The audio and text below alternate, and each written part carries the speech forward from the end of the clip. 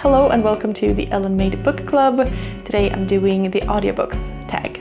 This tag was created by BookBuds and I saw Suey at Suey's Book Banter do this.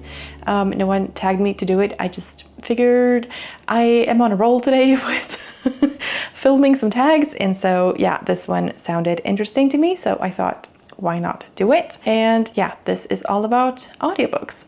So the first prompt is, do you listen to audiobooks? If not, why not? I absolutely listen to audiobooks. Prompt number 2 is, has your use of audiobooks changed over time? If so, how? I discovered the wonder of audiobooks just last year, so it has definitely changed over time. Just the fact that I discovered them made me listen to them. So that was the first change, and I think that it's also changed several times during the last year, and it keeps changing. I go through like periods of time where I do something a certain way and then it just shifts. So for instance, sometimes I listen to a lot of audiobooks when I'm doing things and like going for walks or doing chores around the house or whatever. And other periods of time I listen to audiobooks more when I'm gonna go to sleep and like before bed. And sort of as a way to wind down. And I think that also depends on like what kind of book I'm listening to, and I also choose what book to listen to according to the other activity that I'm doing. Yeah, and I also think that it has changed over time, like what kind of genre I think I can listen to. I don't know, I think I had some notion at the start that there was a particular kind of book that was suited for audiobooks, and I think that I have changed that mentality a bit, or like just, I don't know. I'm a bit more open to trying things now, I think, or like, I don't know. Prompt number 3 is, how do you choose which book will be read versus listened to? I think access is the way I choose. I have a subscription to an audiobook app called BookBeat, so I pay for a certain amount of hours each month. And so I can use those hours however I want. And so I just go for the books that are available on that app. I've come to realize that it's like financially beneficial to listen to the audiobooks that are new releases, because those are going to be a lot more expensive to purchase in physical form. And I also check if like a book is available at my library. It's just access, I think. And sometimes I like to listen while I read a physical book. So for instance, if I have a physical copy from the library, or if I have it like secondhand, I don't typically buy a new book if I have it on audiobook. Like, then I would prefer to listen to it first and then I can buy it, because I've already paid for it via my subscription. So yeah, it's just a matter of access and sort of making the most of my spending, I guess. I want to utilize my audiobook app as much as possible because I'm paying for it, so that's just good sense. Other than that, I also think that the narrator plays a big part, and I guess that's the next prompt. So number 4 is, do you look into narrators before you listen or go in blind? I haven't listened to enough audiobooks to like have a great repertoire of which narrators I like. There are a couple that I recognize, but other than that, I think that I just start playing a book and see if I like it. And if I don't, I won't listen to it. And if I like it, I will continue listening to it. And I think that's the great part about paying for hours instead of like purchasing a specific audiobook, because then I can just try things out and it's just no extra cost to me. So yeah, there are some audiobook narrators that I don't like, and so if I see that name, I'm probably not gonna listen to it. But I've also noticed that there are cases where an audiobook narrator that I didn't like in one book can still be sort of tolerable in another book, because they're not using the same kind of voice for all of the books that they narrate. So yeah, or if they just play one small part, that's fine too. Prompt number 5 is, do you multitask while audiobooking? If so, what else do you do? So I guess I already mentioned this, but yes, I definitely multitask while I listen.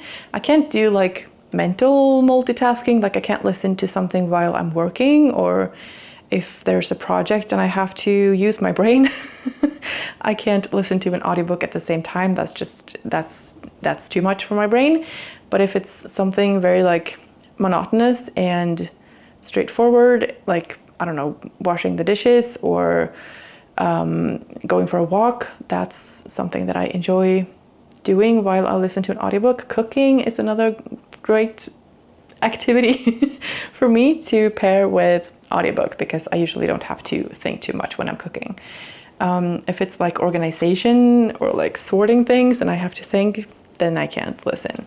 Prompt number 6 is, if you're reading a series and you listened to the first book, would you ever switch to reading a physical copy, I guess, of a later book, or do they now all have to be listened to? I don't think I've had this happen. I have had the opposite happen, where I have read a physical copy and then listened to the sequels. I did that for The Prison Healer by Lynette Noni. I had purchased the physical book, the first book in the series, but then it wasn't like fantastic enough for me to want to own the entire series, but I still wanted to know what happened. And I realized I had it available to me on my audiobook app. So in that case, I read the first book as a physical book and listened to the second and third book in the series. And I think that worked very well. I also listened to the Beartown series by Fredrik Backman on audiobook, and I just think it comes down to if I like the narration of it or not, which I did in both of those cases. So like if I am enjoying a series on audiobook, I don't really see the reason for picking up a physical book. Maybe if there was something that was annoying about the narration, or if I felt like I couldn't keep track of things, then I would switch to a physical copy, and I don't see the problem with that. I don't think I would purchase those books. I would try to get them from the library, or at least secondhand, so that they're cheap, because I don't want to buy number 2 in a series if I don't have the first book. Prompt number 7 is, what % of the books you're consuming currently are audiobooks? So I have an entire video on my reading statistics for 2024, so I guess I can put up a number from that. I can't remember what that number was, but I'm sure I can find it. So for this year, I have finished 11 books, and 8 of those have been audiobooks. So that is 73% of the books I've finished are audiobooks. So yeah, I love audiobooks. I think that the question that's missing from this tag is, what's so great about audiobooks? And so I'm going to add that, and I'm just going to answer it because I think that audiobooks are fantastic. I think it's great that it allows me to listen to a book while I'm doing something else. It just gives me so much more time to spend reading without like sacrificing something else, and I would have a lot harder of a time to find the time to sit down with a physical book and read and not do anything else. And I love doing that as well, but sometimes my eyes are tired from looking at a screen or something, and so like reading a physical book can be a strain on my eyes, and so having the option to listen to an audiobook instead is fantastic. I also think that depending on the narrator, it can be a heightened experience as well, because there can be a performance and there can be different voices, and it can set the mood and just add another layer to the experience of reading the book. And sometimes I don't like that. Sometimes I want to, have all of the experience in my head and not have any influence from anybody else. But if it's a book that isn't like super important to me, and like a book that I'm like dying to read and have these massive expectations on, like there are definitely books that I would prefer to read as a physical book and just have that experience completely in my mind. But for a lot of other books, it doesn't really matter to me that much. And so in those cases, I think it's fantastic to have the option, at least, of audiobooks. Audiobooks are just available anywhere and anytime, and I just think that's fantastic. I usually listen to audiobooks on English, which is another perk because I can get a lot of the language into my brain. I like listening to books in English. I read a lot in English too, but sometimes it's helpful to have the words pronounced for you.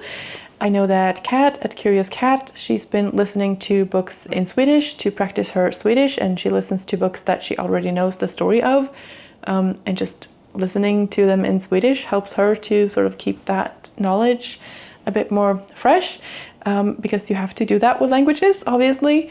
And so I've been thinking that I could listen to some books in Spanish to keep my Spanish alive, because it's, you know, fading. So I just think that's another perk as well. Okay, so that's my own addition to this tag. Then there's a bonus question that is, do you have a favorite narrator or a favorite book that you enjoyed in the audiobook format? The one that comes to mind is Stone Blind by Natalie Haynes. I thought that that book was fantastically narrated by Natalie Haynes herself. She has a great voice and a great way to narrate and like read the sentences and add emotion and, you know, the inflections, I guess, is the word, I think. The other one that comes to mind is Dion Graham, who narrated The Wager by David Gran and also Red Clay by Charles B. Fancher that I listened to recently. At first I thought it was really annoying because he takes a breath just at the end of every sort of sentence or like speech section. And he's, especially in Red Clay, there's a bit more like performance. He does voices and, you know, the levels, like there's almost a whisper sometimes and more forceful at other times. And I usually prefer a more neutral narration, but I think he does that very well. And he also has a great voice. So, like, it's very pleasant to listen to. There's no like annoying aspect to his voice. It's just very good to listen to. And the same goes for Natalie Haynes as well. And so, yeah, I think those are the two that come to mind. The last thing is to tag some people, and I did this kind of on a whim, so I don't know who has done this or not, so I'm gonna look that up and tag some people in the description. And yeah, I would love to hear your answers to this tag. Thank you so much for watching. I hope you're having a fantastic day, and I will see you in the next one.